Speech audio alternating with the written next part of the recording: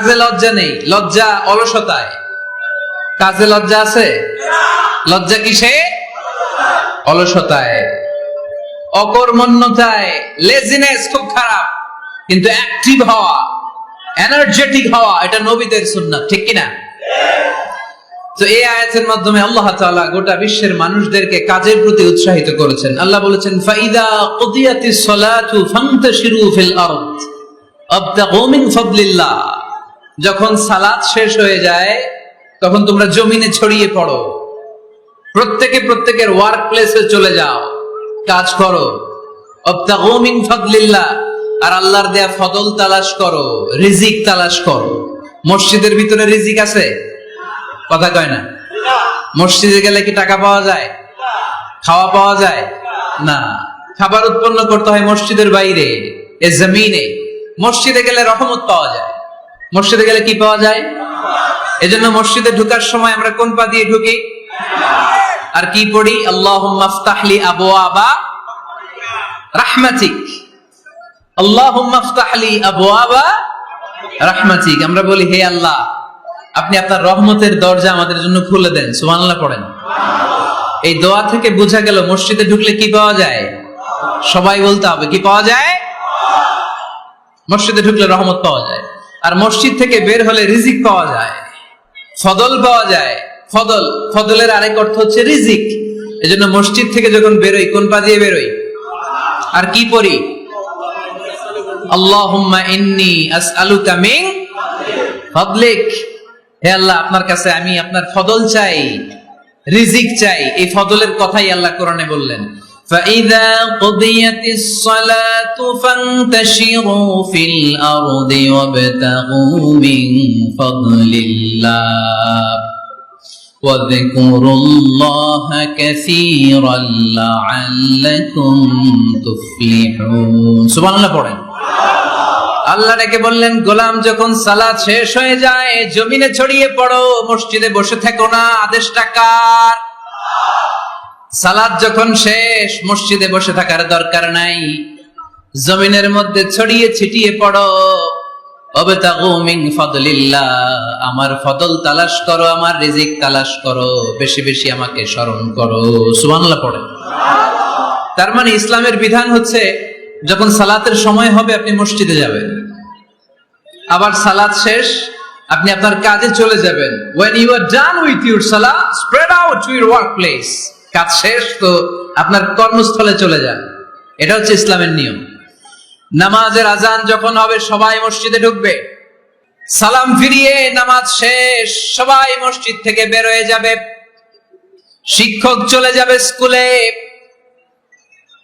কৃষক চলে যাবে ফসলের খেতে, ব্যবসায়ীরা চলে যাবে শপিং মলে, মেম্বার অফ দ্য পার্লামেন্ট চলে যাবে সংসদ ভবনে। যে যার কাজের মধ্যে সে তাড়াতাড়ি ইনভলভ হয়ে যাবে। সালাত শেষ, কাজে ঝাঁপিয়ে পড়ো, আদেশ টাকা। তাহলে ইসলামে ইবাদতের অ্যাটিটিউডটা বুঝতে পারছেন? কাজের সময় কাজ, নামাজের সময় আওয়াজ করে বলেন, কাজের সময়, নামাজের সময়। সুন্দর হয়েছে না বিষয়টা? ফাইদা কুদিয়াতিস সালাতু ফান্তাশিরু ফিল আরদ। যখন তোমাদের সালাত শেষ তখন জমিনে ছড়িয়ে পড়ো। জমিনটাকে আল্লাহ আমাদের জন্য উর্বর বানিয়েছেন।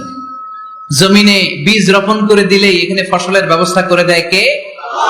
ওয়াল্লাযী জাআলা লাকুমুল আরদা যালুলান ফামশু ফি মানাকিবিহা ওয়া কুলু মির রিজকি ওয়া ইলাইহিন নুশুর।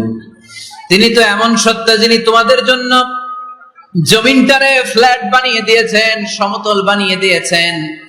এই জমিনের অলিতে গলিতে, বনে বাদারে, রাস্তায়, সাগরে, পাতালে, পাহাড়ে, বিভিন্ন জায়গায় তোমরা ঘুরে বেড়াও। সেখানে যে আমি আল্লাহর রিজিক তালাশ করো। সুবহানাল্লাহ। এই জমিনটাকে আল্লাহ সাহালাতুল মাসালিক, চলার জন্য সহজ বানিয়ে দিয়েছেন। ফ্ল্যাট, উঁচু নিচু নাই। এই যে প্যান্ডেলের এখানে উঁচু নিচু আছে, আজকে এইখানে যদি উঁচু হতো ওইখানে নিচু হতো, আমরা ঠিক মতো দেখতে পারতেন? বিমান থেকে এটা খুব সুন্দর দেখা যায়, জমিনটা খুব ফ্ল্যাট দেখা যায়, সমতল। এই সমতল হওয়ার কারণে এখানে চাষাবাদের সুযোগ সুবিধা করে দিয়েছে কে? তাহলে বোঝা গেল এই জমিনটা সমতল এবং উর্বর, ভেরি ফার্টাইল ল্যান্ড। আমাদের সালাত শেষ, আমরা কাজে চলে যাব, আবার আজান হলে মসজিদে ঢুকে যাবে। এটাই হচ্ছে ইসলামের নিয়ম। সাইয়েদনা ওমর ফারুক যখন মসজিদে নববীর ইমাম, তিনি ইয়ামান দেশের কিছু লোকদের সাথে সাক্ষাৎ করলেন। কোন দেশের? ইয়ামান, যুদ্ধ বিধ্বস্ত একটা দেশ। এখন প্রাচীন নগরী হাদ্রামাউত, বা'লাবাক, এই ইয়ামান দেশের কিছু লোকের সাথে তিনি সাক্ষাৎ করলেন। তারা গোল হয়ে বসে থাকে, নামাজের পরে যায় না, বসে বসে সুবহানাল্লাহ পড়ে, আলহামদুলিল্লাহ পড়ে জিকির করে। ওমর ফারুক ভাবলেন দেখি পরের ওয়াক্তে কি হয়। উনি আসরের নামাজে ইমামতি করতে আসলেন, এসে দেখলেন ইয়ামানের লোকেরা মসজিদের বারান্দায় আশেপাশে বসে আছে, সবাই যায়, এরা যায় না। মাগরিবের সালাতে উনি ইমামতি করতে আসলেন, ওমর ফারুক নামাজ শেষ করে দেখলেন সবাই চলে যায়, কিন্তু ইয়ামানের লোকগুলো যায় না। এশার সালাত পর্যন্ত তিনি ওয়েট করলেন। এশার নামাজ পড়ে চলে যাওয়ার সময় ওমর ফারুক দেখলেন সবাই নামাজ পড়ে কাজে চলে যায়, কিন্তু ইয়ামান দেশের লোকগুলো যায় না। ওমর ফারুক বললেন, মা বালুকুম মা খাতবুকুম, ঘটনা কি? কি হয়েছে তোমাদের? সবাই নামাজ পড়ে চলে যায়, কাজে যায়, তোমরা যাও না কেন? এখানে কি করো? ইয়ামানিরা বলতে শুরু করলো, নাহনু আল মুতাওয়াক্কিলুনা আলাল্লাহ, আমরা এখানে আল্লাহর উপর তাওয়াক্কুল করে বসে আছি। উমর ফারুক অবাক হলেন, আনতুম আল মুতাওয়াক্কিলুনা ফিল্লাহ, তোমরা আল্লাহর উপর তাওয়াক্কুল করে বসে আছো? তো এই যে সারাটা দিন খাপটি মেরে এখানে বসে থাকলে তোমাদের খাবার আসে কোত্থেকে? উপার্জন হয় কি করে? ইনকাম আসে কোত্থেকে? রুজি রুটি হয় কোত্থেকে? ইয়ামানি লোকগুলো বললো, আমরা এখানে বসে বসে জিকির করি, তেলাওয়াত করি, বুজুর্গের মতো বসে থাকি, আমাদের বুজুর্গিয়া জিকির দেখে আশেপাশের লোকেরা এসে আমাদেরকে খাবার দিয়ে যায়। উমরে ফারুক বললেন, সর্বনাশ, তাইলে তো তোমরা আল মুতাওয়াক্কিলুনা ফিল্লাহ নও, তোমরা হচ্ছে আল মুতাওয়াক্কিলুনা আলা বা'দিকুম বা'দা, একে অপরের উপর নির্ভরশীল। যারা প্লেটে করে খাবার নিয়ে আসে তোমরা তাদের উপর তাওয়াক্কুল করছো, কারণ তারা যদি প্লেট ভরে খাবার নিয়ে আসে তোমাদের পেটে কোনো দানা পানি পড়বে না। তোমরা আল্লাহর উপর মুতাওয়াক্কিলুনা আলাল্লাহ নও, তোমাদের সাধ্যের সবটুকু করার পরে তারপরে তোমরা তাওয়াক্কুল করবে। কি সুন্দর ইসলাম! এক সাহাবী বললেন, ইয়া রাসূলুল্লাহ, আমি উটে চড়ে এসেছি, তো আপনি তো আমাদেরকে তাওয়াক্কুলের ওয়াজ করেছেন, আমি উটের রশিটা গাছের মধ্যে না বেঁধে যদি শুয়ে থাকে আল্লাহর উপর তাওয়াক্কুল করি, উটটা থাকবে না? বিশ্বনবী বললেন, না, তোমার উট থাকবে না, আগে রশি দিয়ে উটটা বাঁধো, ইআকিলহা সুম্মা তাওয়াক্কাল আলাল্লাহ, আগে টাইট করে রশি দিয়ে গাছের সাথে উটের রশিটা বাঁধো, এরপর আল্লাহর উপর তাওয়াক্কুল করো। এটার নাম তাওয়াক্কুল। চিল্লায় বলেন ঠিক কিনা? আপনার পার্টটা আপনার করতে হবে, আপনার যে রোল, এই রোলটা প্লে করতে হবে। আপনার সর্বোচ্চটুকু করার পরে আমরা তাওয়াক্কুল করি একজনের উপর। চিল্লায় বলেন তিনি কে? ওমর ফারুক বললেন, তোমরা মুতাওয়াক্কিলুনা আলাল্লাহ নাও, তোমরা বের হয়ে যাও, খবরদার এরপরে কোনোদিন তোমাদেরকে যেন এই মসজিদের মধ্যে ঘাপটি মেরে গোল হয়ে বসে থাকতে না দেখা যায়। কারণ ফাইদা কুদিয়াতিস সালাতু ফান্তাশিরু ফিল আরদ ওয়াবতাগু মিন ফাদলিল্লাহ, ইসলামের বিধান হচ্ছে যখন নামাজ শেষ মসজিদে বসে থাকা যাবে। চিল্লায় বলেন, বসে থাকা যাবে? যাবে না। সর্বোচ্চটুকু করে তারপরে আপনাকে বের হয়ে যেতে হবে। প্রতিদিন সকালবেলা পাখির বাসা থেকে দেখবেন পাখিগুলো খালি পেটে বের হয়ে যায়। আপনাদের এই এলাকায় পাখির বাসা আছে? কি পাখির বাসা আছে? হ্যাঁ, সব পাখি আছে। তো সকালবেলা দেখবেন পাখির বাসা থেকে পাখিগুলো খালি পেটে বের হয়ে যায়। বিকেল বেলায় পাখিগুলোর ওদর পূর্তি করে, পেট ভর্তি করে আবার পাখির নিড়ে ফিরিয়ে দেয় কে? কারণ পাখিগুলো তাওয়াক্কুল করেছে কার উপর? পাখিগুলো তাওয়াক্কুল করে যদি পাখির নিড়েই বসে থাকতো, ওদের পেটে খাবার আসতো? কথা বলেন। বিশ্বনবী এটাই বললেন, তাকদু খিমাসান ওয়া তারুহু বিতানান, তোমরা যদি পাখির মতো তাওয়াক্কুল করো, মানে আল্লাহর উপর তাওয়াক্কুল করে জমিনে বের হয়ে যাও, তোমাদেরও রিজিকের দায়িত্ব নিয়ে নিবে কে?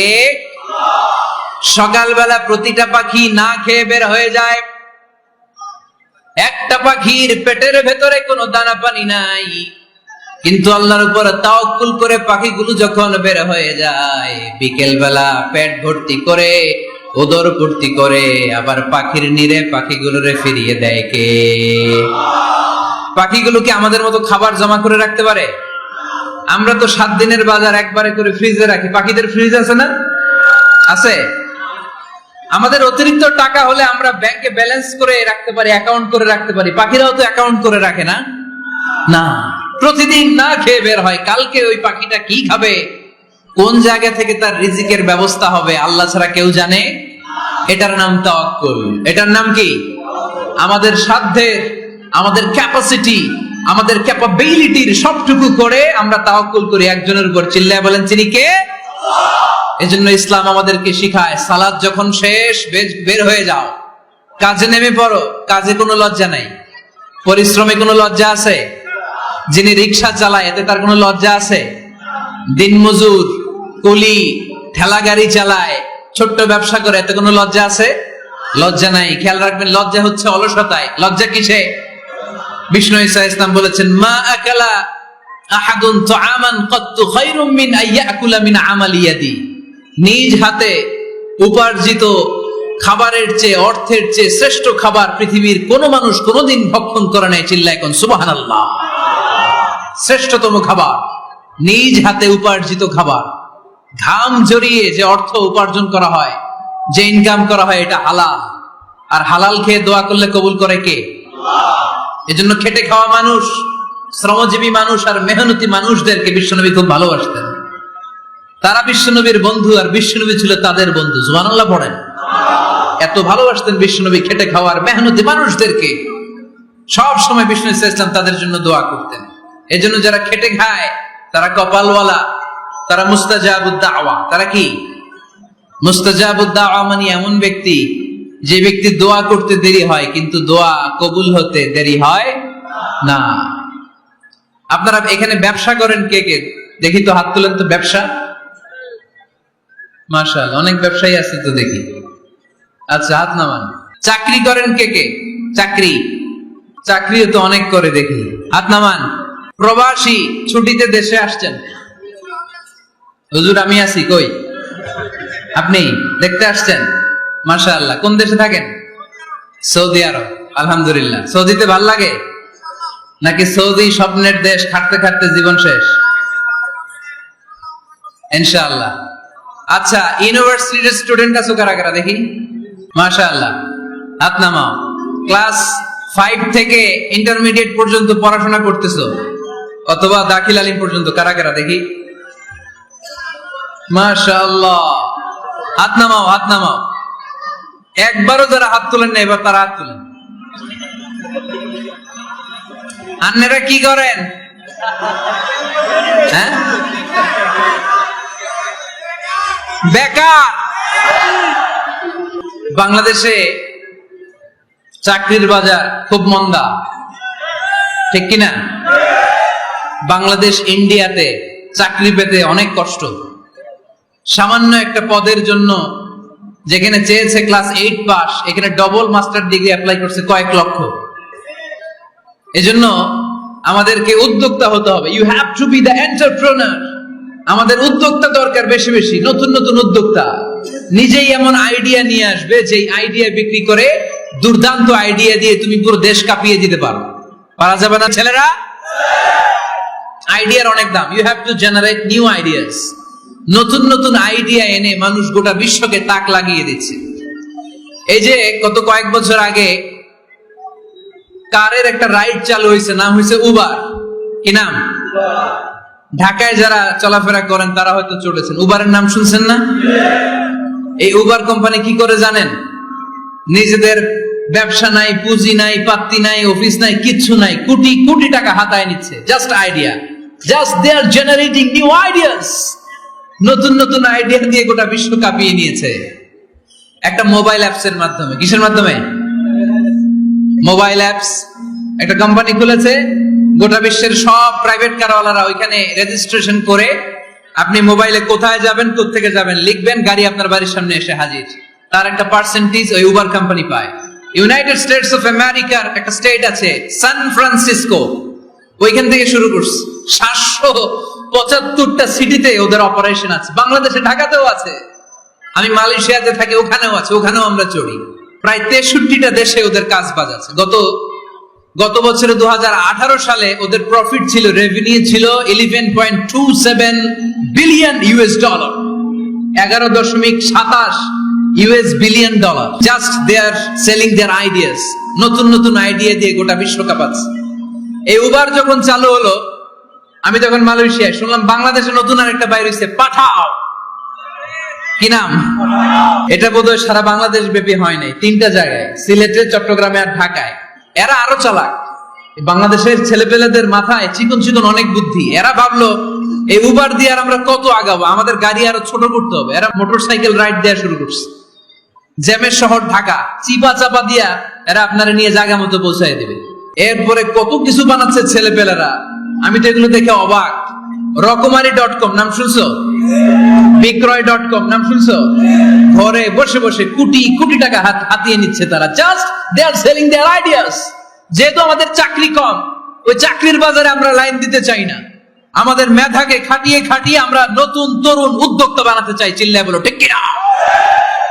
উদ্যোক্তা যত বাড়বে ততই দেশের কল্যাণ হবে। মানুষ তাদের আইডিয়াকে কাজে লাগিয়ে গোটা বিশ্বকে তাক লাগিয়ে দিচ্ছে। আমরা আমাদের সমতল ভূমিতে চাষ করতে চাই না। মালয়েশিয়াতে একটা এলাকা আছে ক্যামেরুন হাইল্যান্ড, ওরা পাহাড়ের মধ্যে চাষাবাদ করে গোটা মালয়েশিয়ার খাদ্যদ্রব্যের অভাবকে মুক্ত করে দিয়েছে। পাহাড়ের মধ্যে ওখানে ফুলের বাগান, ক্যামেরুন হাইল্যান্ড, প্রায় 6000 ফিট উঁচু, প্রচন্ড ঠান্ডা। এই ঠান্ডা পাহাড়ি হিল ট্রাক্স এরিয়াতে মালয়েশিয়ার এই ক্যামেরুন হাইল্যান্ডে ওখানে আছে ফুলের বাগান, আছে ফলের বাগান, আছে চায়ের বাগান, ওখানে মধুর চাষ হয়, ওখানে শাকসবজি চাষ হয়, ওখানে অনেক কিছু চাষাবাদ হয়। ওই ফলমূল শাকসবজি দিয়ে গোটা মালয়েশিয়ার 14টা স্টেটে যত শাক সবজি ফলমূল লাগবে ওরা আঞ্জাম দেয়। আর আমরা আমাদের সমতল ভূমিতে চাষ করতে চাই না। আমরা চাষাবাদকে খুব লজ্জা মনে করি। এটা ভুল আইডিয়া। আমাদের যে এলাকা যে জিনিসের জন্য বিখ্যাত ওইটাকে আমাদের ব্র্যান্ডিং করতে হবে। লক্ষ্মীপুর কিসের জন্য বিখ্যাত? নারিকেল সুপারি। নারিকেল সুপারি যে পৃথিবীর কত মানুষ, ইন্দোনেশিয়ান লোকেরা মুড়ির মতো খায় নারিকেল আর সুপারি। এইটারে আমাদের ব্র্যান্ডিং করতে হবে। যেই দেশে যেটা আছে, যে এলাকা যেই পণ্যের জন্য বিখ্যাত ওইটা আমাদের ব্র্যান্ডিং করতে হবে। আমাদের আদমজির জুট মিল বন্ধ না? ভাওয়ানি জুট মিল বন্ধ। আমাদের পাট শিল্পকে ধ্বংস করে দিয়ে ইন্ডিয়া এখন ওই কটনের পাঞ্জাবি বানায়, জুট কটনের পাঞ্জাবি। আছে না নাই? পুরা বাংলাদেশের মার্কেট এই জুট কটনের পাঞ্জাবি দিয়ে সয়লাভ। আমাদের বাংলাদেশের পাট দিয়ে যদি আমরা মিহি পাঞ্জাবি বানাতে পারতাম, গোটা বিশ্বকে, বিশ্ব বাজারকে আমরা দখল করে নিতে পারতাম। ঠিক কিনা? এই জন্য আমাদেরকে নতুন নতুন আইডিয়া জেনারেট করতে হবে। চাকরির পিছনে বসে থাকলে চলবে না। আর আজান যদি হয়ে যায় ছুটে যাব মসজিদে, আর নামাজ শেষ হলে আমরা আমাদের কাজের দিকে চলে যাব। চিল্লায় বলেন ঠিক কিনা? যেটাই করবো আমরা ভালোভাবে করব। আল্লাহ বলেছেন লিয়াবলুয়াকুম আইয়ুকুম আহসানু আমালা। আওয়াজ করে উত্তর দিতে হবে। জান্নাতে যেতে হলে 100তে কত নাম্বার পেতে হবে? হ্যাঁ, হয় নাই 51। কি নাম তোমার? হ্যাঁ, ফরহাদ। জান্নাতে যেতে হলে 100তে আমার দরকার 51। 100তে কত লাগবে? ফাআম্মা মান সাকুলাত মাওয়াজিনুহু ফাহুয়া ফি আইশাতির রাদিয়া। সেদিন মিজানের পাল্লা যার ভারী হয়ে যাবে সে আনন্দ উৎসবে থাকবে। তো মিজানের পাল্লা ভারী হওয়ার জন্য 100তে আমার কত পাওয়া লাগবে? কত পাওয়া লাগবে? 51 পেলেই হয়ে যাবে। এজন্য আল্লাহ বলছেন লিয়াবলুয়াকুম আইয়ুকুম আহসানু আমালা। যেটাই করবে ভালোভাবে করবে। আল্লাহ এটা পরীক্ষা করতে চান যে আমরা ভালোভাবে কে কতটুকু আমল করেছি। যারা আরবি বোঝেন, আলেম ওলামা, আপনারা জানেন এখানে আল্লাহ বলেননি লিয়াবলুয়াকুম আইয়ুকুম আকসারু আমালা। আল্লাহ এটা দেখতে চান যে তোমাদের মধ্যে থেকে কে বেশি আমল করে। এটা বলছে আল্লাহ? বলে নাই। আল্লাহ বলেছে লিয়াবলুয়াকুম আইয়ুকুম আহসানু আমালা, যে ভালো করে করে। এজন্য আমরা যাই করি না কেন কি করে করব? আওয়াজ করে বলতে হবে। কেমন করে করব? যে কোনো কাজ করো না ভাই, যে কোনো কাজ করো তা যেন হয় সবার চেয়ে সবচেয়ে সুন্দর। পড়েন, যে কোনো কাজ করো না ভাই, যে কোনো কাজ করো তা যেন হয় সবার চেয়ে সবচেয়ে সুন্দর। পড়েন, যে কোনো কাজ করো না ভাই, যে কোনো কাজ করো তা যেন হয় সবার চেয়ে সবচেয়ে সুন্দর। হোক না সেটা পড়া লেখা, রঙের ভাষায় ছবি আঁকা। পড়েন, হোক না সেটা পড়া লেখা, রঙের ভাষায় ছবি আঁকা, হোক না সেটা সামান্য কাজ কিংবা মহত্তর, তা যেন হয় সবার চেয়ে সবচেয়ে সুন্দর। যে কোনো কাজ করো না ভাই, যে কোনো কাজ করো, তা যেন হয় সবার চেয়ে সবচেয়ে সুন্দর। চিৎকার করে বলেন ঠিক কিনা? আমরা যেটাই করি না কেন এটা ভালো করে করার দরকার আছে না নাই? এজন্য কাজে আর শ্রমে কোনো লজ্জা নাই। লজ্জা হচ্ছে অলসতায়। লজ্জা কিসে? অলসতায়। বিষ্ণু ঈসা ইসলামের কাছে এক সাহাবী এসে বলল, ইয়া রাসূলুল্লাহ আ'তিনি শাইআন, আপনি আমাকে কিছু দান করেন, আমার কিছুই নাই। বিষ্ণু বললেন, তোমার কিছু নাই? সাহাবী বললেন, ইয়া রাসূলুল্লাহ ঘরে আমার শুধু দুইটি জিনিস আছে। কয়টা? চিল্লায় বলেন কয়টা? এক হচ্ছে একটা জামা, দুই হচ্ছে পানি খাওয়ার একটা জগ। বিষ্ণু বললেন, এই দুইটাই নিয়ে আস। বিশ্বনবীর কথা শুনে ওই সাহাবী ঘর থেকে জামা নিয়ে আসলেন, পানি খাওয়ার জগ নিয়ে আসলেন। বিশ্বনবী সাল্লাল্লাহু আলাইহি ওয়াসাল্লাম ওনার মুবারক হাত দিয়ে এক হাতে জামা ধরে আরেক হাতে পানির জগটা ধরে সাহাবীদের দিকে উদ্দেশ্য করে বললেন, মাইয়াশতারি হাদাইন, এই দুইটা জিনিস কেনার মতো কে কে আছে দেখি? কয়েকজন হাত তুললো। বিশ্বনবী বললেন, কত দিয়ে কিনবা? এক সাহাবী বলে, ইন্নী আশতারিহিমা বিদিরহাম, ও নবী যদিও এগুলো আমার দরকার নাই, কিন্তু আপনি যেহেতু নিলামে ডাক তুলেছেন, ইয়া রাসূলুল্লাহ ইয়া হাবিবাল্লাহ, আপনার সম্মানে আমি 1 দিরহাম দিয়ে দুইটা জিনিস কিনে নেব। 1 দিরহাম, একটা জামা, একটা পানি খাওয়ার জগ, দাম কত? 1 দিরহাম। বিশ্বনবী বললেন, না না, 1 দিরহাম তো অনেক কম হয়ে যায়। মাইয়াজিদু আলা যালিক, এর চেয়ে বেশি দামে কে কিনবা? আরেক সাহাবী হাত তুলে বলতে লাগলেন, ইয়া রাসূলুল্লাহ ইয়া হাবিবাল্লাহ ওয়া ইন্নী আশতারিহিমা বিদিরহামাইন, আমি এই জামাটার পানি খাওয়ার জগটা 1 দিরহাম নয় 2 দিরহামের বিনিময়ে কিনতে চাই। বিষ্ণু ঈসা ইসলাম ওই সাহাবাকে দিয়ে দিলেন। দিয়ে 2 দিরহাম নিয়ে যে লোকটা ভিক্ষা করতে এসেছিল তার হাতে 2 দিরহাম দিয়ে বললেন, যাও 1 দিরহাম দিয়ে ঘরে খাবার কিনে দিয়ে আসো, আরেক দিরহাম দিয়ে একটা কুঠার কিনে নিয়ে আসো। শুনতেছেন? কি কিনে নিয়ে আসো? কুঠার দিয়ে কি করে? গাছ কাটে। ওই সাহাবী কুঠার কিনে নিয়ে আসার পরে বিশ্বনবী নিজ হাতে কুঠারের মধ্যে একটা কাঠের হাতল লাগাই দিলেন। আল্লাহু আকবার। হাতল ছাড়া কুঠার ইউজ করা যাবে? বিশ্বনবী নিজ হাতে ওই কুঠারের ভিতরে একটা হাতল লাগাই দিলেন আর বললেন, লা উরিদু আন আরাকা 15 আইয়াম, এই কুঠার নিয়ে জঙ্গলে যাও, গায়ে অনেক শক্তি আছে, কাঠ কাটো, এই কাঠ কেটে বাজারে বিক্রি করো, সামনের 15 দিন যেন আমি আমার চোখের সামনে তোমার না দেখি। বিশ্বনবীর পরামর্শ অনুযায়ী কুঠার নিয়ে ওই সাহাবী জঙ্গলে চলে গেলেন। কাঠ কেটে বাজারে বিক্রি করতে করতে 15 দিন পরে 10 দিরহাম নিয়ে বিশ্বনবীর দরবারে হাজির হয়ে গেলেন। 10 দিরহাম নিয়ে বিশ্বনবীর কাছে হাজির হয়ে গেলেন। সাহাবী এসে বলল, ইয়া রাসূলুল্লাহ এখন আর আমার ভিক্ষা করা লাগে না, আমার গায়ে অনেক শক্তি আল্লাহ দিয়েছে, আই এম ভেরি এনার্জেটিক, আপনার দেয়া বরকতের কুঠার দিয়ে আমি কাঠ কেটে কেটে স্বাবলম্বী হতে শুরু করেছি। সুবহানাল্লাহ পড়েন। আমি এখন 10 দিরহামের মালিক। বিশ্বনবী বললেন, লা আইয়াহতাতিবা আহাদুকুম হুজমাতান আলা যাহরিহি খায়রুম মিন আইয়াসআলা শাইআন ফায়ু'তিয়াহু আও ইয়ামনাহু, যাদের গায়ে শক্তি আছে তারা ভিক্ষা না করে কাঠ কেটে পিঠে সেই বোঝা নিয়ে বাজারে বিক্রি করা অনেক ভালো। কারণ কারো কাছে যদি তুমি হাত পাতো সে দিতেও পারে, নাও দিতে পারে, আর কষ্ট করলে কষ্ট কোনোদিন বৃথা যায় না। চিল্লায় বলেন ঠিক কিনা? বিষ্ণু ঈসা ইসলামের অনুপ্রেরণায় এই সাহাবা অল্প কিছুদিনের ব্যবধানে স্বাবলম্বী হয়ে গেলেন। What is the moral of the story? বিশ্বনবীর এই প্রফেটিক স্টোরি থেকে আমাদের কি শিক্ষা? লেসন নাম্বার 1, বিশ্বনবী চাইলেই ওই 2 দিরহাম দিয়ে বলতে পারতো, যাও খাবার দাবার কিনে ফ্যামিলিতে দিয়ে আসো। সে ওই 2 দিরহাম নিয়ে খাবার দাবার কিনে ফ্যামিলিকে খাইয়ে রাত্রে আবার ভিক্ষায় নামতো। কথা কন, রাত্রে কি করতো? ভিক্ষায় নামতো। বিষ্ণু ঈসা ইসলাম তাকে কাজ করে খাওয়ার জন্য উৎসাহ দিলেন। পাশাপাশি বিষ্ণু ঈসা ইসলাম পার্মানেন্ট সলিউশন দিলেন। এজন্য পার্মানেন্ট সলিউশনের ব্যবস্থা করতে হবে। অনেকে আমরা যাকাত দেই, যাকাতের শাড়ি দেই, যাকাতের লুঙ্গি দেই, আছে না নাই? না, জাকাতের শাড়ি, জাকাতের লুঙ্গি বলতে কোনো কথা ইসলামে নাই। এগুলো খুব কম দামি শাড়ি, যাদেরকে এগুলো দেয়া হয় তাদেরকে অপমান করা হয়, ঠিক কিনা? আল্লাহ বলেছেন ওয়ালাকাদ কাররামনা বানি আদম, I have dignified the status of the sons of Adam. আমি আদমের সব সন্তানদেরকে সম্মানিত করেছি। সুবহানাল্লাহ পড়েন। আপনাদের চেয়ে সম্মানিত কেউ আছে? মানুষের চেয়ে সম্মানিত গোটা বিশ্বে আর কোনো মাখলুকাত আছে? নাই। এজন্য যাকাতের শাড়ি দেয়া যাবে না, যাকাতের লুঙ্গি দেয়া যাবে না। যাকাতের শাড়ি আপনারা দেখছেন, এটারে একবার ধোয়ার পরে দ্বিতীয়বার পরা যায় না। মশারি কি পাতলা, এর চেয়েও পাতলা। এই জন্য যাকাতের শাড়ি, যাকাতের লুঙ্গি বলতে ইসলামে কোনো পরিভাষা নাই। আপনাকে স্বাবলম্বী করে দেওয়ার চেষ্টা করতে হবে।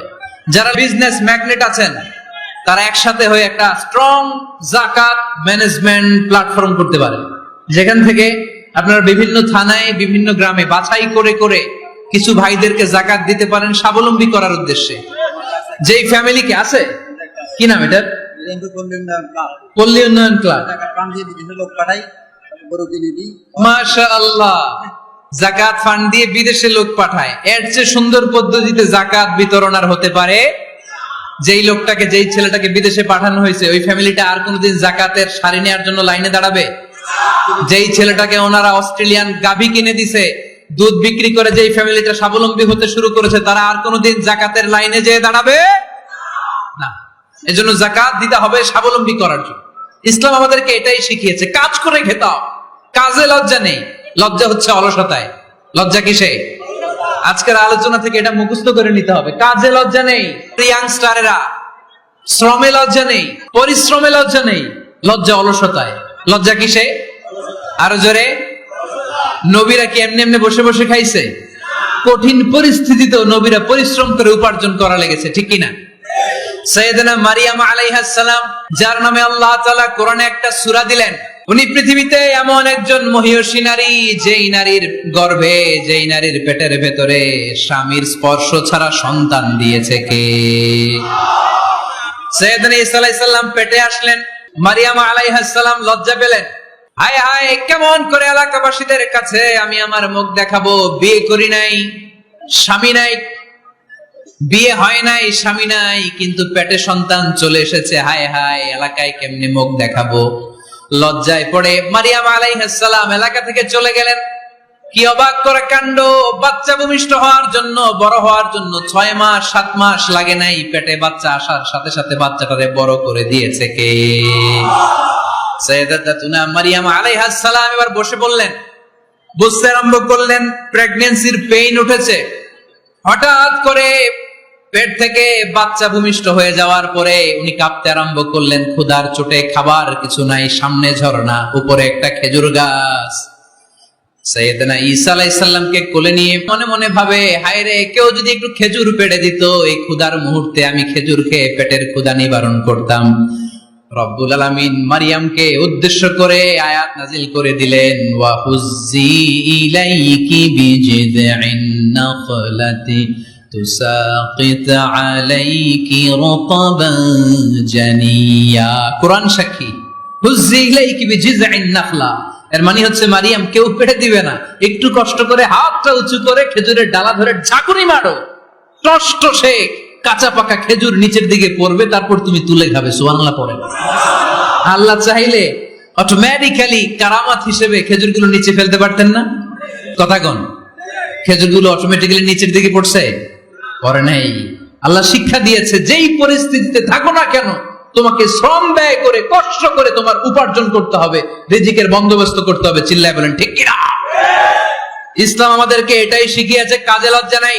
আবার বিশ্বনবী বললেন, ইন কামাতিস সাআ ওয়া ফি ইয়াদি আহাদিকুম ফাসিলাতুন, তোমাদের কারো হাতে যদি একটা চারা বীজ থাকে, সে যদি দেখে কিয়ামত হতে শুরু করেছে, ফা ইন ইসতাতা আন ইয়াগরিসাহা ক্বাবলা আন তাকুমাস সাআ ফালইয়াগরিসহা, কারো হাতে একটা চারা বীজ নিয়ত করেছে, চারা বীজটা রোপণ করবে, ইন দা মিন টাইম দেখলো কিয়ামত হতে শুরু করেছে, বিশ্বনবী বললেন, যদি তোমার সুযোগ থাকে কিয়ামত হওয়ার আগে চারা বীজটা রোপণ করে দাও। কথা বুঝতে পেরেছেন? আপনার হাতে একটা চারা বীজ, আপনি প্ল্যান করেছেন এই চারা বীজটা রোপণ করবেন, ইন দা মিন টাইম দেখলেন কি হওয়া শুরু হয়েছে? ইযা জুলজিলাতিল আরদু জিলজালাহা, দ্য বিগেস্ট আর্থকোয়েক, ভূমিকম্প শুরু হয়েছে, কিয়ামত হয়ে যাবে। বিষ্ণু বললেন কিয়ামত হইতেছে ওদিকে, আর তোমার হাতে যদি চারা বীজ থাকে দেরি করো না, কিয়ামত তোমার কাছ পর্যন্ত আসার আগে সুযোগ পেলে চারা বীজটা রোপণ করে দাও। ইসলাম শিখিয়েছে শেষ নিঃশ্বাস পর্যন্ত তোমাকে লড়ে যেতে হবে। এই পৃথিবীতে কেউ কাউকে জায়গা করে দেয় না, জায়গা করে নিতে হবে। এই পৃথিবীটা the life is not a bed of roses, এটা ফুল বিছানো কোনো ফুল সজ্জা নয়, এটা কণ্ঠকাকীর্ণ। কেউ আপনার স্পেস করে দিবে না, কেউ আপনাকে সুযোগ করে দিবে না, কেউ আপনার জায়গা করে দিবে না, বরং আপনি জায়গা করে নিলে টাইনা নিচে নামাবে। কথা বলেন? এজন্য কখনো অলসতাকে স্থান দেয়া যাবে। রাসূল বাত্তালি দুক্কানু শয়তান, অলস মস্তিষ্ক শয়তানের আড্ডা। অলস যদি কেউ থাকে এটারে টেনে বেঁধে কাজে নামাবে, পারা যাবে? আমরা আজকে অলসতাকে নো বলে যাবে মাহফিল থেকে। অলসতাকে আমরা কি বলবো? আওয়াজ করে বলতে হবে। অলসতাকে কি বলবো আমরা? মুমিনের জীবনে কোনো অলসতা নাই। অলস হয় মুনাফিকরা। অলস হয় কারা? চিল্লায় বলতে হবে। মুমিনরা অলস হয়? অলস হয় কারা?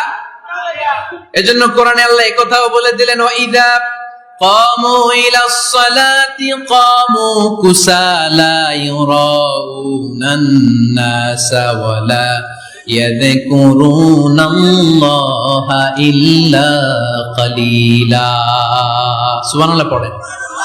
মুনাফিকরা যখন মানুষকে দেখানোর জন্য নামাজে যায়, ওই নামাজে তাদের ইখলাস নাই, ওই নামাজের ভেতরে তাদের কোনো খুশু খুদু নাই, ওই নামাজের ভেতরে আছে শুধু অলসতা। ওই নামাজে কি আছে? কিন্তু আমরা যখন নামাজে যাই আমাদের অলসতা আছে? আমরা নামাজ পড়লে আমাদের হৃদয়টারে সজীব করে দেয় কে? আমরা ওযু করলে আমাদের মনটাকে চাঙ্গা করে দেয় কে? আমরা মসজিদে ঢুকলে হৃদয়টাকে প্রাণবন্ত করে দেয় কে? মুমিন তো নামাজে গেলে চাঙ্গা হয়, মুমিন ওযু করলে চাঙ্গা হয়। বিষ্ণু ঈসা ইসলাম বললেন, ইয়াকিদু শাইতানু আলা কাফিয়াতি রাসি আহাদিকুম ইদা নাম। খেয়াল করে শুনবেন ভাইরা, চমৎকার একটা হাদিস। আমরা যখন ঘুমোতে যাই, শয়তান আমাদের প্রত্যেকের মাথার পিছনে 3টা অলসতার গিট মারে। কয়টা? আওয়াজ করে বলেন। 3টা অলসতার গিট মারে। ইয়াকিদু শাইতানু আলা কাফিয়াতি রাসি আহাদিকুম সালাসা উকাব। 3টা গিট মারে যখন আমরা ঘুমোতে যাই। অলসতার 3টা গিট মেরে আমাদের কানের সামনে এসে ফিসফিস করে মন্ত্র পড়তে থাকে, আলাইসা লাইলুন তাওয়িলুন ফারকুদ, আলাইসা লাইলুন তাওয়িলুন ফারকুদ। বিশাল লম্বা রাত, ঘুমাও। অনেক সময় আছে, ঘুমাও।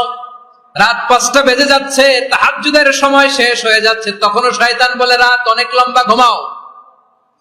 ফজরের সময় পার হয়ে যাচ্ছে, সূর্য উঠে যাচ্ছে, শয়তান বলে আলাইসা লাইলুন তাওয়িলুন ফারকুদ, এখনো অনেক সময় আছে, লম্বা লম্বা লম্বা চৌড়া রাত পড়ে আছে, তুমি ঘুমাও।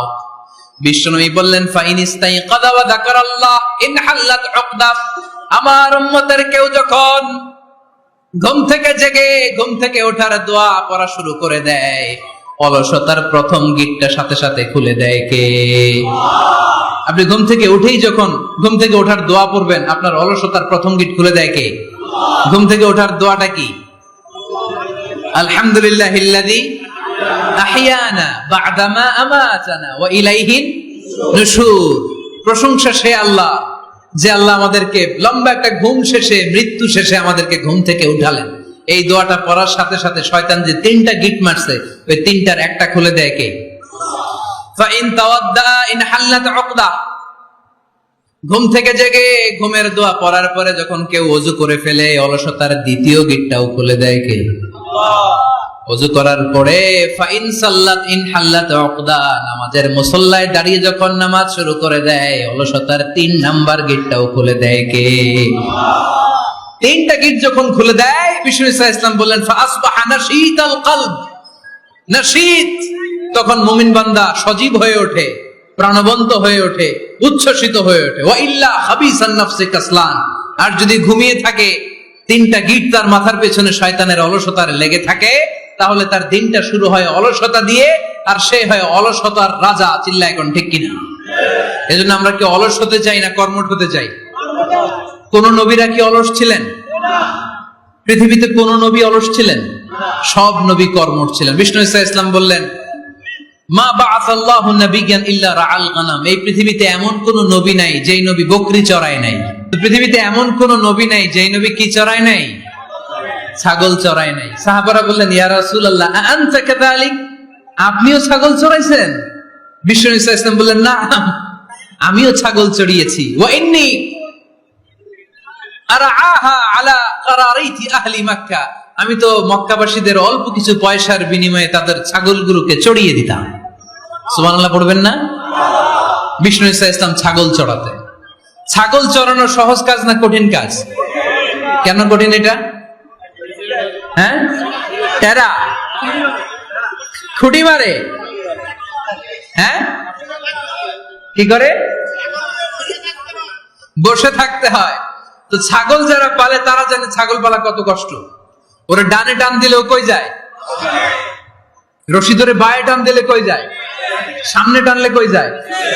পিছনে টানলে কই যায়? সারা সপ্তাহ আপনি সময় পান না এটারে গোসল করাবেন। ভাবলেন আজকে জুমার দিন আমিও গোসল করি, এটারও গোসল করাই।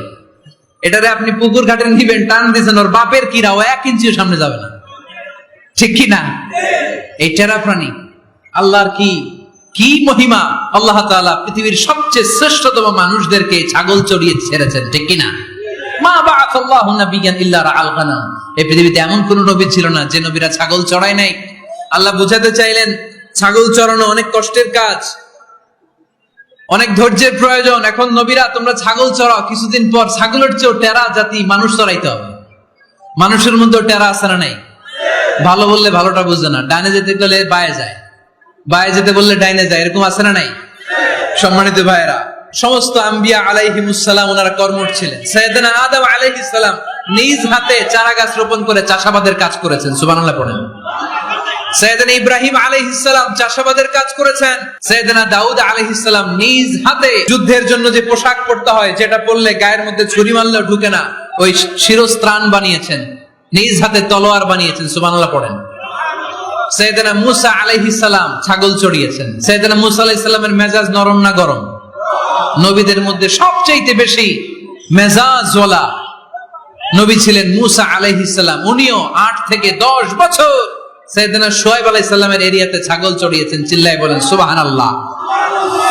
এজন্য নবীরা যেহেতু কাজ করেছেন, কর্মঠ ছিলেন, আমরাও কর্মঠ হব। ঠিক কিনা?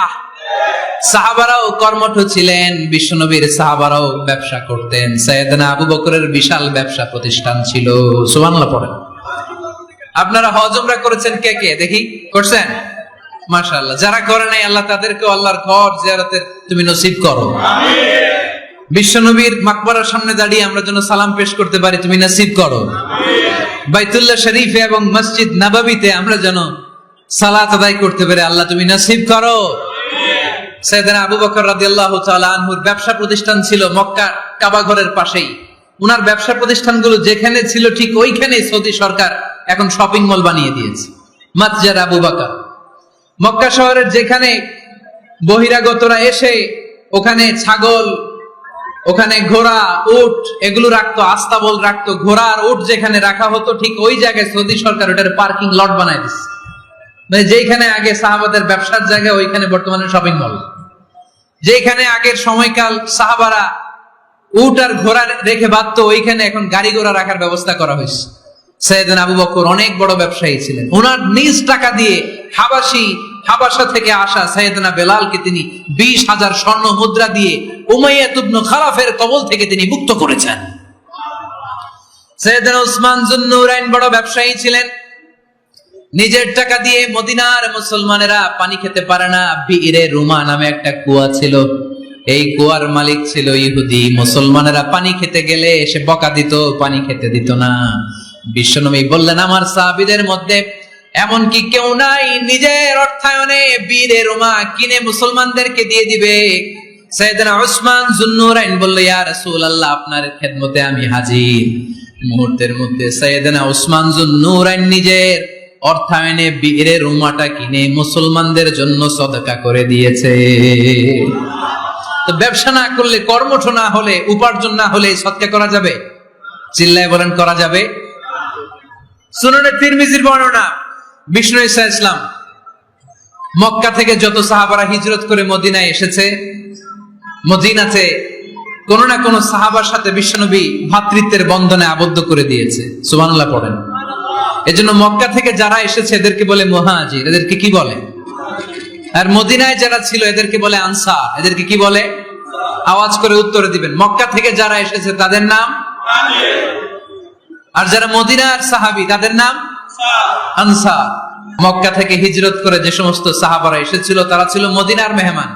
বিশ্বনবী এক এক মক্কার সাহাবীকে মদিনার এক এক সাহাবীর সাথে ভ্রাতৃত্বের বন্ধনে আবদ্ধ করে দিলেন। আব্দুর রহমান ইবনে আউফ রাদিয়াল্লাহু তাআলা আনহু, ওনার সাথে ভ্রাতৃত্বের বন্ধনে যে সাহাবীকে বিশ্বনবী আবদ্ধ করে দিলেন ওনার নাম হচ্ছে সাআদ ইবনে রাবিয়া। কি নাম?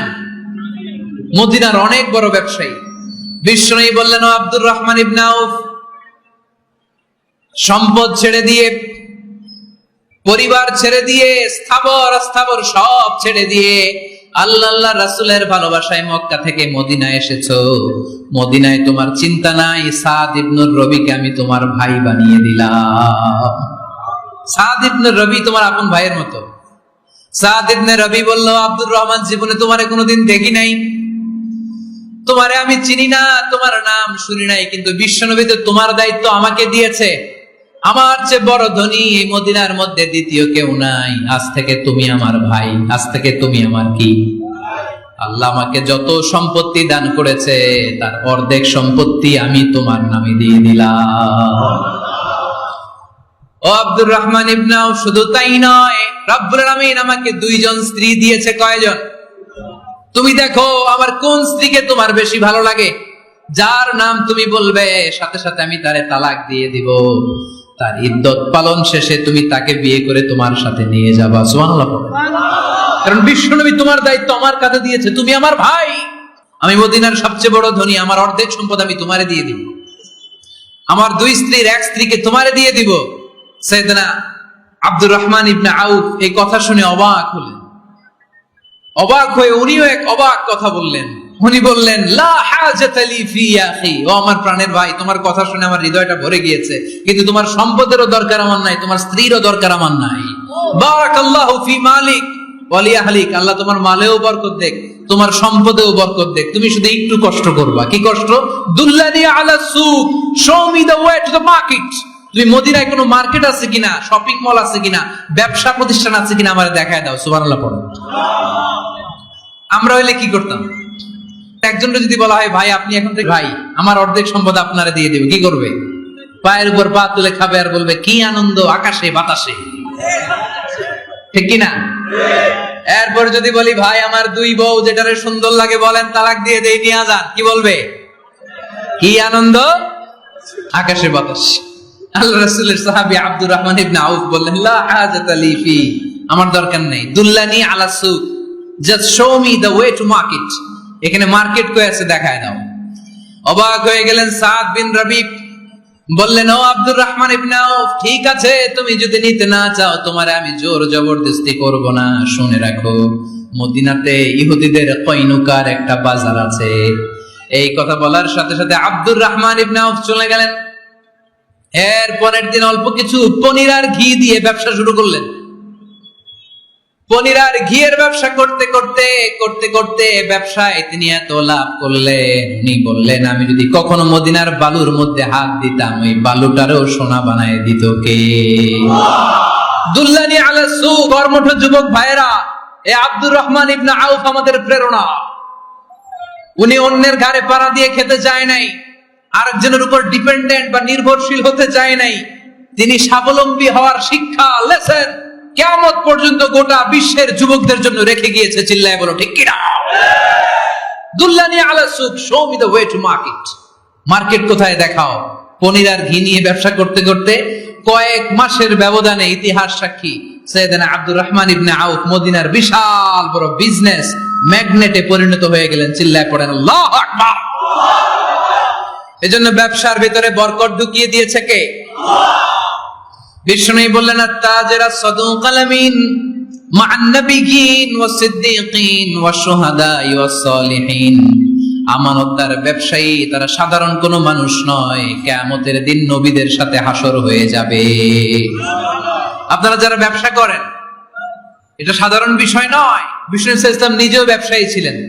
ওনার জীবনের প্রথমে তিনি খাদিজা রাদিয়াল্লাহু তাআলা আনহার ব্যবসার স্টাফ হয়ে কাজ শুরু করেছেন, এরপর নিজে ব্যবসা শুরু করেছেন। এরপরে খাদিজাতুল কুবরা রাদিয়াল্লাহু তাআলা আনহা সব সম্পত্তি বিয়ের পরে বিশ্বনবীর পায়ের সামনে ঢেলে দিয়েছেন। বললেন, ইয়া রাসূলুল্লাহ, এই সম্পদ আমি আপনাকে দিয়ে দিলাম, আপনি ইচ্ছামতো দিনের প্রয়োজনে খরচ করেন। সুবহানাল্লাহ পড়েন।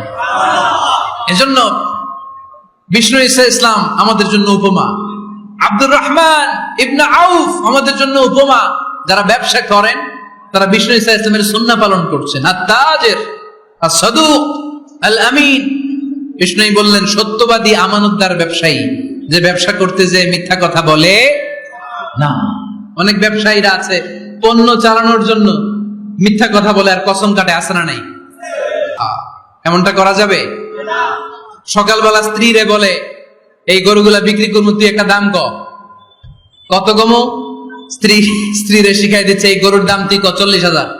তো বউ বলে ঠিক আছে, দাম কইলাম 40,000। তো এরপরে বাজারে যখন গরু বিক্রি করতে যায়, একজন যখন বলে যে ভাই এটা 30,000 টাকা দিয়ে কিনবো, ভাই আল্লাহর কসম সকালে একজন 40,000 দাম কইছে, আমি দেই নাই। আছে না নাই? কৌশল করে, বউরে শিখাইছে সকালে, তুই দাম তো 40,000। তো বাজারে যে সকালে একজন দাম করছে, দাম করে কইছে 40,000 দেই নাই, আপনারা 30,000 কেমনে দেই? এরকম ডাকাইত আছে না নাই? আরে নাই, আমি কই নাই, এরা কই আছে। সম্মানিত ভাইয়েরা, এজন্য আজকের মাহফিল থেকে আমরা যেটা শিখলাম সেটা হচ্ছে পরিশ্রমে কোনো লজ্জা আছে? আমরা কাজ করে খাবো, ঠিক কিনা? Never under estimate any job. যুবক ভাইয়েরা শুনতেছ? এরকম আওয়াজ করতে হবে, কান খাড়া করে শুনো। Never under estimate any job. কোন চাকরিকে ছোট করে দেখা যাবে whether it's small or big, you don't care. এটাতে কেয়ার করা যাবে না। ছোট্ট চাকরি পাইলে ঢুকে যাবা, বড় অফার আসলে পরে ঢুকবা। এটা ছোট কাজ, এটা হোটেলের ওয়েটার, এটা ছোট্ট স্টাফ, এটা কেরানি না। কাজ কাজই, কাজের মধ্যে কোনো ছোট বড় নাই। খেটে খাওয়া মানুষকে বিশ্বনবী অনেক সম্মান করতেন। বিষ্ণু ঈসা ইসলাম খেটে খাওয়া মানুষদেরকে এত ভালোবাসতেন, বিদায় হজের মতো এত গুরুত্বপূর্ণ ভাষণও এই মেহনতি মানুষদের কথা বাদ যায়নি। সুবহানাল্লাহ পড়বেন না? দিনটা ছিল জুমাবার। বিষ্ণু ঈসা ইসলাম আরাফাতের ময়দানে দাঁড়িয়ে ঐতিহাসিক একটা ভাষণ দিলেন। এই ভাষণের নাম হলো বিদায় হজের ভাষণ। এই বিদায় হজের ভাষণেও খেটে খাওয়া মানুষের কথা বিশ্বনবী বাদ দেয় নাই। বিশ্বনবী বলেছেন, আরিক্কাকুম, খবরদার, অধীনস্থ কর্মচারীদের সাথে খারাপ আচরণ করো না। আতঈমুহুম মিম্মা তাকুলুন ওয়াকসুহুম মিম্মা তালবিসুন। খবরদার, মনে রেখো, তোমরা যা খাবে তোমাদের অধীনস্থ কর্মচারীদেরও তা খাওয়াবে, তোমরা যা পড়বে তাদেরও তা পড়াবে। বিশ্বনবী শেষ নিঃশ্বাস ত্যাগ করে যাওয়ার আগে যেই কয়েকটা কথা বলেছিলেন তার মধ্যে মেহনতি মানুষদের জন্য কথা আছে না নাই? বিষ্ণু ঈসা ইসলাম যখন শেষ নিঃশ্বাস ত্যাগ করবেন, তিনি বলেছিলেন, আসসালাত আসসালাত, উম্মতেরা নামাজ নামাজ নামাজ ছেড়ে দিও না, নামাজ তরক করো না, নামাজ কাজা করো না। আর বলেছিলেন, ওমা মালাকাত আইমানুকুম, অধীনস্থ কর্মচারীদের সাথে খবরদার খারাপ আচরণ করো না। যারা কর্মচারীদের সাথে খারাপ আচরণ করে, যারা মানুষের কাছ থেকে শ্রম নিয়ে কাজ করিয়ে টাকা দেয় না, কিয়ামতের দিন তাদের বিরুদ্ধে মামলা দায়ের করবে কে? কে করবে? হাদিসে কুদসি সাক্ষী বিষ্ণু ঈসা ইসলাম বলেন, আল্লাহ তাআলা ফরমান, আনা খাসমুহুম সালাসাতুন আনা খাসমুহুম ইয়াউমাল কিয়ামা। তিন শ্রেণীর ব্যক্তির বিরুদ্ধে আল্লাহ বলেন, আমি নিজেই কিয়ামতের দিন মামলা দায়ের করব। I will be against them in the day of judgment. Three categories of people, I will be against them in the day of judgment. তিন শ্রেণীর লোক কিয়ামতের দিন তারা ছাড় পাবে না। আল্লাহ বলেন, আমি নিজেই তাদের বিরুদ্ধে মামলা দায়ের করব। এর মধ্যে এক শ্রেণীর লোক হচ্ছে রাজুলুন ইস্তাআজারা জিরান ফাস্তাউফা মিনহু ওয়া লাম ইয়াতি আজরা। একজন শ্রমিক ভাড়া করে তার কাছ থেকে কাজ নিয়েছে, কিন্তু তার পারিশ্রমিক আদায় করে নাই। এরকম আছে না নাই? দাপট দেখায়, দাপট দেখায় ইউনিভার্সিটির ক্যান্টিন গুলোতে। ইউনিভার্সিটির ক্যান্টিনে যে খায় মাগার বিল দেয় না, এরকম ডাকাইত আছে না নাই? চায়ের দোকানে চা খায়, আগে পরে দিন বিল দেয় না, আছে না নাই? দোকানে যে পণ্য কিনে বিল দেয় না, পরে দিব আছে না নাই? কিয়ামতের দিন আল্লাহ তোর এই মাস্তানি ছুটাবে, চিল্লা এখন ঠিক কিনা? আনা খাসমুহুম, আমি নিজেই তাদের বিরুদ্ধে মামলা দায়ের করব। কথাটা কার? এজন্য বিশ্বনবী বললেন, খবরদার, মেহনতি মানুষ, খেটে খাওয়া মানুষ, এদের দোয়া কবুল হয়ে যায়। আতুল আজিরা আজরাহু ক্বাবলা আন ইয়াজিফা আরাকুহু, খবরদার, বিশ্বনবী বললেন, শ্রমিকের ঘাম শুকিয়ে যাওয়ার আগে তাদের পারিশ্রমিক মিটিয়ে দাও। বিশ্বনবীর বিখ্যাত হাদিস, আতুল আজিরা আজরাহু ক্বাবলা আন ইয়াজিফা আরাকুহু, শ্রমিকের ঘাম মাটিতে লাগার আগে, শুকিয়ে যাওয়ার আগে তাদের পারিশ্রমিক মিটিয়ে দাও। কেননা তারা যদি বদদোয়া করে তোমার জীবনকে জাহান্নাম বানিয়ে দিবে কে? বিষ্ণু ইসলাম সব সময় খেটে খাওয়া মানুষদেরকে আগলে রাখতেন। সব সময় শুধু যে ভাষণে মেহনতি মানুষদের সাথে ভালো আচরণ করতে বলতেন, শ্রমিকদের সাথে ভালো আচরণ করতে বলতেন, এমনটা নয়। ওনার ব্যক্তিগত জীবন ঘাটলেও দেখা যায় উনি শ্রমিকদের সাথে কেমন আচরণ করেছেন। বিষ্ণু ইসলামের একজন খাদেম ছিল, আপনারা তার নাম জানেন? কি নাম? সবাই বলেন। আনাস। আওয়াজ করে বলেন, বিশ্বনবীর খাদেমের নাম? নামটা কেমন লাগে? ভালো লাগে? ছেলে হইলে রাখবেন তো? রাখবেন? অনেকে আমারে জিজ্ঞেস করে যে আমার একটা ছেলের নাম বলে দেন। এই এলাকার যদি কারো সম্ভাব্য আগন্তুক 2 মাস পরেই ছেলে পৃথিবীতে আসবে, এর নাম রাখবেন আনাস। নাম কি রাখবেন? খাদিমু রাসূলিল্লাহ, আল্লাহ রাসূল সাল্লাল্লাহু আলাইহি ওয়াসাল্লামের খাদেম। এই খাদেমের কাছ থেকে একটু শোনেন ওনার মালিক কেমন ছিল। শুনবেন নাকি কষ্ট হচ্ছে? সম্মানিত ভাইয়েরা, খেয়াল রাখবেন, কোন পীর সাহেবের ব্যাপারে যদি আপনি রিপোর্ট চান, পীর সাহেবের বউয়ের কাছ থেকে শুনবেন। কথা কয় না? বোঝে নাই বোধ হয়। একজন পীর সাহেব হুজুর উনি কেমন, রিপোর্ট নেবেন কার কাছ থেকে? কার কাছ থেকে? বউয়ের কাছ থেকে। একজন বড় সাহেব, বড় নেতা, তার ব্যাপারে যদি রিপোর্ট পেতে চান, আমি কয়েকটা জায়গা বলে দিই, এই জায়গাগুলো থেকে রিপোর্ট নেবেন। 1 নাম্বার তার ড্রাইভার, 1 নাম্বার। 2 নাম্বার তার বাড়ির দারোয়ান, 2 নাম্বার। 3 নাম্বার তার খাদেম, 3 নাম্বার। 4 নাম্বার তার ঘরের কাজের মেয়ে, 4 নাম্বার। এদের কাছ থেকে আসল রিপোর্ট পাওয়া যায়, ঠিক কিনা? এবার বিশ্বনবীর ব্যাপারে বিশ্বনবীর খাদেম কি বলে শুনবেন? বুঝে নাই বোধহয়। বিশ্বনবীর ব্যাপারে বিশ্বনবীর খাদেম কি কমেন্টস করছে শুনতে চান? খাদেমের নাম আরো জোরে বলতে হবে।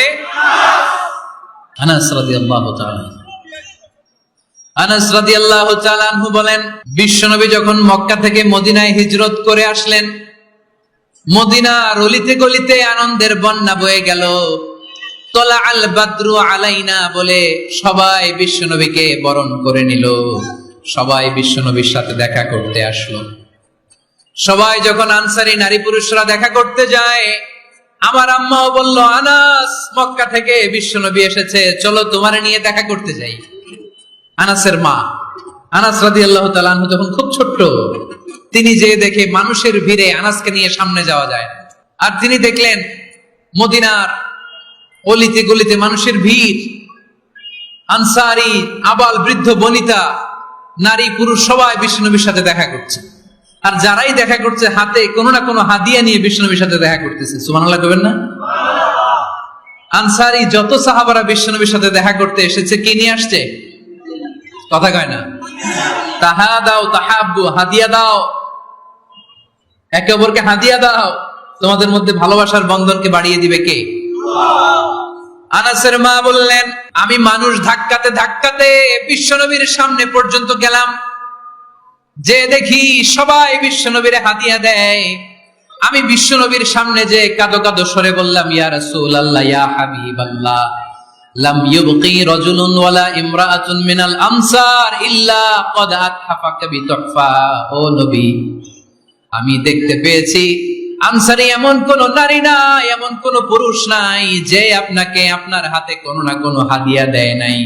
ওয়া ইন্নী লা আকদিরু আলা যালিকা মা উতহিফুকা বি, কিন্তু ইয়া রাসূলুল্লাহ, ইয়া হাবিবাল্লাহ, আমার কাছে তো কোনো টাকা নাই, আমার কাছে কোনো পয়সা নাই, আমার ঘরে এমন কোনো জিনিস নাই যে জিনিসটা আমি আপনারে হাদিয়া দেব, ইল্লা ইবনি হাদা, আমার এই নার ছেড়া ধন কলিজার টুকরা সন্তান আনাস ছাড়া। ও আখিরি জামানার পয়গম্বর, আমি আমার কলিজার টুকরা আনাসকে আপনারে হাদিয়া দিয়ে দিলাম। ইয়া রাসূলুল্লাহ, মদিনার আনসারী এমন কোন নারী পুরুষ কেউ তো বাকি নাই যে আপনাকে হাদিয়া দেয় নাই, সবাই তো হাদিয়া দিল। কথাটা শুনতেছিলেন? আনাস রাদিয়াল্লাহু তাআলা আনহুর মা বললেন, ইয়া রাসূলুল্লাহ, আনসারী এমন কোন নারী নাই, এমন কোন পুরুষ নাই যে আপনারে হাদিয়া দেয় নাই, কিন্তু আমার তো হাদিয়া দেওয়ার মতো কিছু নাই আমার এই কলিজার টুকরা আনাস ছাড়া। কি আর আমি করব? আমার কলিজার টুকরা আনাসকে আমি আপনার দরবারে হাদিয়া দিয়ে দিলাম। ইয়া রাসূলুল্লাহ, আমার ছেলেটারই আপনারা হাদিয়া দিলাম। খুদ হাদা ইয়াখদুমু কামা বাদা লাক, আপনার যেই কাজ লাগবে, যেই খেদমতের প্রয়োজন আপনার এই খেদমত করবে। ও নবী, আমি জানি আনাস আপনার বেশি খেদমত করতে পারবে না। আনাস আপনার মেসওয়াক এনে দিবে, অজুর পানি এনে দিবে, জুব্বা লাগলে জুব্বাটা এনে দিবে, ছোটখাটো কাজ করে আপনারে সাহায্য করবে। আমার কলিজার টুকরা সন্তানকে চিরকালের জন্য আমি আপনারে হাদিয়া দিয়ে দিলাম। আনাস রাদিয়াল্লাহু তাআলা আনহু বর্ণনা করছেন, আমি দাঁড়িয়ে দাঁড়িয়ে শুনছি আমার আম্মা বলছে আমি নাকি বিশ্বনবীর জন্য হাদিয়া। সুবহানাল্লাহ পড়েন। এবার খেদমত শুরু করলো সাইয়েদনা আনাস। ছোট্ট মানুষ কি আর করবে, কতটুকু খেদমত আর করতে পারবে? বিশ্বনবীর মেসওয়াকটা এনে দেয়। সুবহানাল্লাহ পড়েন। বিশ্বনবীর আতরের শিশিটা এনে দেয়, বিশ্বনবীর জাইতুনের তেলের বোতলটা আগিয়ে দেয়, বিশ্বনবীর জামাটা প্রয়োজনে বিশ্বনবীর হাতে এনে দেয়। সাইয়েদনা আনাস বলেন, আমি 1 বছর নয়, 2 বছর নয়, 5 বছর নয়, 7 বছর নয়, 10 বছর বিশ্বনবীর খেদমত করেছি। ফামা দারাবানি, 10 বছরে একদিনও তিনি আমারে মারে নাই। সুবহানাল্লাহ। একদিন আমার গায়ে হাত তোলে নাই। হাত তোলা তো দূরের কথা, ওয়ালা সাব্বানি, কোনদিন গালি দেয় নাই। ওয়ালা আবাসা আলা ওয়াজহি, কখনো বিরক্তি সুরে ভ্রু কুঁচকে আমার দিকে বিশ্বনবী কোনদিন তাকায় নাই। সুবহানাল্লাহ পড়েন। কোনদিন আমার গায়ে হাত তোলে নাই। আরে হাত তোলা তো দূরের কথা, আমাকে ধমকি পর্যন্ত দেয় নাই। ধমকি দেয়া তো দূরের কথা, আমরা অনেক সময় বিরক্ত হয়ে ভ্রু কুঁচকাই না। এরকম বিরক্তি হলে আমরা কারোর প্রতি বিরক্ত হলে কি হয়? কপাল ভ্রু কুঁচকে ওঠে, ঠিক কিনা? সাইয়েদনা আনাস বললেন কোনদিন মারে নাই। খাদেম বলতেছে, খাদেম, বড় সাহেবের রিপোর্ট কার থেকে নিতে হয়? হয় খাদেম, নয় দারোয়ান, নয় ঘরের কাজের মেয়ে, তা না হলে ড্রাইভার। বিশ্বনবীর খাদেম বিশ্বনবীর ব্যাপারে কি কমেন্ট করছে? মা সাব্বানি ওয়ালা জারাবানি ওয়ালা আবাসা ফি ওয়াজহি, এই 10 বছরের খেদমতের জিন্দেগিতে কোনোদিন বিশ্বনবী আমারে মারে নাই, গায়ে হাত তোলে নাই। আরে হাত তোলা তো দূরের কথা, একটা ধমকও দেয় নাই। আরে ধমক দেয়া তো দূরের কথা, বিরক্তির সুরে ভ্রু কুঁচকে আমার দিকে কখনো তিনি তাকায় নাই। চিল্লায় বলো সুবহানাল্লাহ। আর আজকে মাইক পেলে মানবাধিকারের কর্মী কি সুন্দর কথা বলে, উইমেন রাইটস এর কথা বলে, শিশু শ্রম নিয়ে কথা বলে, আর বাড়িতে কাজের মেয়ের গায়ের মধ্যে খুন্তি, গরম খুন্তি পিঠের মধ্যে লাগিয়ে পিঠ ঝলসিয়ে দেয়। এরকম আছে না নাই? পত্রপত্রিকায় প্রায় দেখা যায় যে কাজের মেয়েদেরকে কি অত্যাচার করে। খুন্তি গরম করে করে চামড়ার মধ্যে লাগিয়ে স্কিন ঝলসে ফেলেছে, গ্রিলের মধ্যে বেঁধে রেখেছে, সময় মতো খাবার দেয় নাই, পিটিয়ে মাথার চুল কামিয়ে মাথা নেড়া করে দিয়েছে। এরকম আছে না নাই? এরা মানবাধিকারের ঠিকাদার, এরা মানবাধিকারের কথা বলে। আর বিশ্বনবী সাল্লাল্লাহু আলাইহি ইসলামের খাদেম বিশ্বনবীর ব্যাপারে বলেছে কোনদিন মাইর তো দূরের কথা, হাত তোলা তো দূরের কথা, আরে ধমক দেওয়া তো দূরের কথা, বিরক্তির চেহারা নিয়েও কোনদিন বিশ্বনবী আমার দিকে তাকায় নাই। চিল্লায় পড়েন সুবহানাল্লাহ। বিশ্বনবী একবার সাইয়েদনা আনাস রাদিয়াল্লাহু তাআলা আনহুকে একটা ছোট্ট জিনিস আনতে পাঠালেন। সাইয়েদনা আনাস রাদিয়াল্লাহু তাআলা আনহু জিনিসটা আনতে যে মদিনার অলিতে গলিতে বাচ্চাদের খেলা দেখে জিনিস আনতে ভুলে খেলায় দাঁড়িয়ে গেলেন। ছোট মানুষ, ছোট্ট একটা বাচ্চা যদি আমার সাথে নেই, সে কি আমার প্রয়োজন বুঝবে? আমার সেন্টিমেন্ট যেরকম, বাচ্চা কি ওটা টের পাবে? ছোট্ট আনাসকে বললেন আমার জুব্বা নিয়ে আসো। বিষ্ণু ইসলাম শাম দেশের জুব্বা পড়তো, বলতেন জুব্বা নিয়ে এসো। জুব্বা আনতে যখন বেরোলেন আনাস রাদিয়াল্লাহু তাআলা আনহু, দেখলেন মদিনার অলিতে গলিতে বাচ্চারা কুতকুত খেলে। কি খেলে? আপনারা খেলেন তো? এই খেলা দেখে আনাস রাদিয়াল্লাহু তাআলা আনহু ভুলে গেলেন যে বিশ্বনবীর জামা আনতে হবে। উনি ভুলে যে উনিও দাঁড়িয়ে খেলা দেখতে শুরু করলেন। এখন ঘন্টার পর ঘন্টা যায়, আনাসও আসে না, জামাও আসে না। বিশ্বনবী ভাবলেন হায় রে, আনাস মনে হয় ভুলে গিয়েছে, কি আর করা যায়, নিজের জামা নিজেই নিয়ে আসি। বিশ্বনবী বের হলেন জামা আনতে। বের হয়েই দেখে মদিনার গলিতে বাচ্চারা খেলতেছে, ওইদিকে আনাস রাদিয়াল্লাহু আনহু দাঁড়ানো। বিশ্বনবী সাল্লাল্লাহু আলাইহি ওয়াসাল্লাম কিছু বললেন না, যে উনিও আনাস রাদিয়াল্লাহু তাআলা আনহুর পাশে দাঁড়িয়ে খেলা দেখতে আরম্ভ করলেন। সুবহানাল্লাহ পড়বেন না? সাইয়েদনা আনাস খেলা দেখতে দেখতে দেখতে দেখতে দেখতে দেখতে হঠাৎ বিশ্বনবীর দিকে চোখ পড়ে গেছে। বিশ্বনবীর চোখের দেখে যখন সাইয়েদনা আনাস রাদিয়াল্লাহু তাআলা আনহুর চোখ পড়ে গেছে, সাইয়েদনা আনাস বলে আমার কলিজাটা এখান থেকে এই দিকে চলে আসছে ভয়ে। কিসে? ভয়ে। উনি বললেন আমার গলা শুকিয়ে যেতে আরম্ভ করলো, কাঁপতে লাগলাম। আয় হায়, এখন আমার মনে পড়ছে বিশ্বনবী জামা আনতে পাঠাইছিল, ভুলে গেছে খেলার আবেশে পড়ে। উনি বললেন বিশ্বনবী আমারে ধমক দেন নাই, আমার গায়ে হাত তোলেন নাই, জামা আনতে পাঠাইছি এখানে খেলা দেখতেছো এটাও বলেন নাই, বিরক্তিও প্রকাশ করেন নাই। বিশ্বনবী শুধু একটা হাসি দিয়েছেন, স্মাইল। কি দিয়েছেন? একটা মুচকি হাসি দিয়েছেন। কি হাসি? সাইয়েদনা আনাস বলে ওই যে ওই দিনের বিশ্বনবীর মুচকি হাসির শাসন মরার আগের দিন পর্যন্ত আমি আনাসকে সোজা রাস্তায় রেখেছি, আর ডানে বায়ে নেই নাই। শাসন করতে জানলে লাঠি লাগে না, শাসন করতে জানলে ধমক লাগে না, শাসন করতে জানলে পিট্টি দেয়া লাগে না। মুচকি হাসি দিয়েও শাসন করা যায় কি যায় না? সাইয়েদনা আনাস বললেন কোনোদিন মারে নাই, কোনোদিন ধমক দেয় নাই, সব সময় আমাকে আদর করেছে। চিল্লায় পড়েন সুবহানাল্লাহ। এজন্য সব সময় বিষ্ণু ঈসা ইসলাম শ্রমিকদেরকে ভালোবাসতেন। শ্রমিক কোনো লজ্জা নাই, লজ্জা হচ্ছে অলসতায়। আজ থেকে এই মাহফিল, এই এত বড় আয়োজন, এত বড় গ্যাদারিং তখনই সার্থক হবে যখন আমরা এই সিদ্ধান্তে আসতে পারবো যে আমরা অলস সময় কাটাবো না, আমরা আমাদের এই সময়গুলোকে প্রোডাক্টিভ ওয়েতে কাজে লাগাবো, কোনো না কোনো কাজের সাথে জড়িত হব। Never under estimate any job, whether it's big or small, বড় হোক বা ছোট হোক, কোনো কাজকে আমরা ছোট করে দেখবো না। যে কোনো কাজ করো না ভাই, যে কোনো কাজ করো তা যেন হয় সবার চেয়ে সবচেয়ে সুন্দর। আমাদের অবসর সময়